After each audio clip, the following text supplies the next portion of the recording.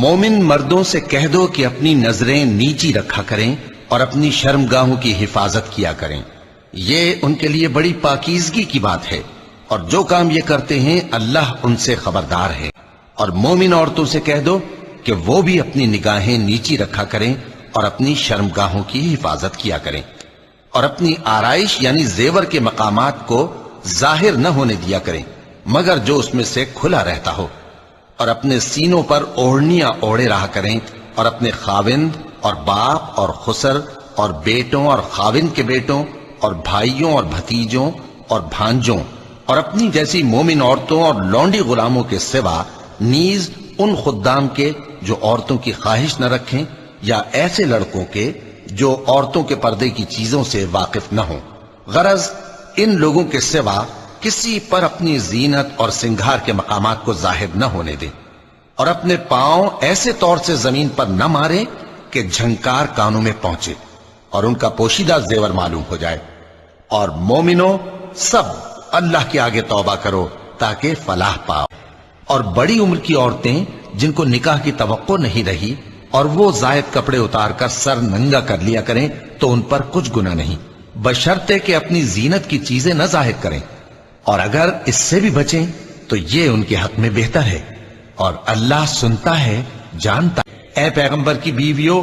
تم عام عورتوں کی طرح نہیں ہو، اگر تم پرہیزگار رہنا چاہتی ہو تو کسی اجنبی شخص سے نرم لہجے میں بات نہ کرو، تاکہ وہ شخص جس کے دل میں کسی طرح کا روگ ہے کوئی امید نہ پیدا کر لے، اور دستور کے مطابق بات کیا کرو، اور اپنے گھروں میں ٹھہری رہو، اور جس طرح پہلے جاہلیت کے دنوں میں زیب و زینت کی نمائش کی جاتی تھی اس طرح اظہار زینت نہ کرو، اور نماز پڑھتی رہو اور زکوٰۃ دیتی رہو، اور اللہ اور اس کے رسول کی فرما برداری کرتی رہو۔ اے پیغمبر کی گھر والیوں،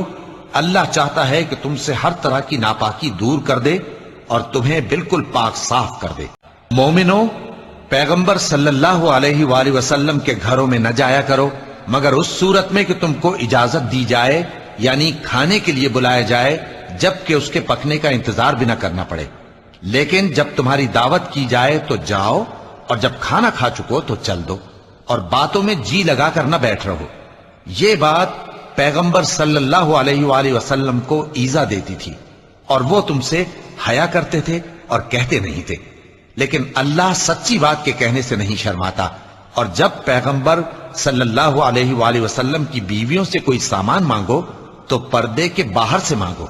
یہ تمہارے اور ان کے دلوں کے لیے بہت پاکیزگی کی بات ہے۔ اور تم کو یہ شایع نہیں کہ رسول اللہ صلی اللہ علیہ وآلہ وسلم کو تکلیف دو، اور نہ یہ کہ ان کی بیویوں سے کبھی ان کے بعد نکاح کرو، بے شک یہ اللہ کے نزدیک بڑا گناہ کا کام ہے۔ خواتین پر اپنے باپ دادا سے پردہ نہ کرنے میں کچھ گناہ نہیں، اور نہ اپنے بیٹوں سے اور نہ اپنے بھائیوں سے اور نہ اپنے بھتیجوں سے اور نہ اپنے بھانجوں سے، نہ اپنی سی خواتین سے اور نہ اپنے باندی غلاموں سے۔ اور اے خواتین، اللہ سے ڈرتی رہو، بے شک اللہ ہر چیز سے واقف ہے۔ اے پیغمبر صلی اللہ علیہ وآلہ وسلم، اپنی بیویوں اور بیٹیوں اور مسلمانوں کی عورتوں سے کہہ دو کہ باہر نکلا کریں تو اپنے چہروں پر چادر لٹکا کر گھونگھٹ نکال لیا کریں، یہ چیز ان کے لیے موجب شناخت و امتیاز ہوگی تو کوئی ان کو ایذا نہ دے گا،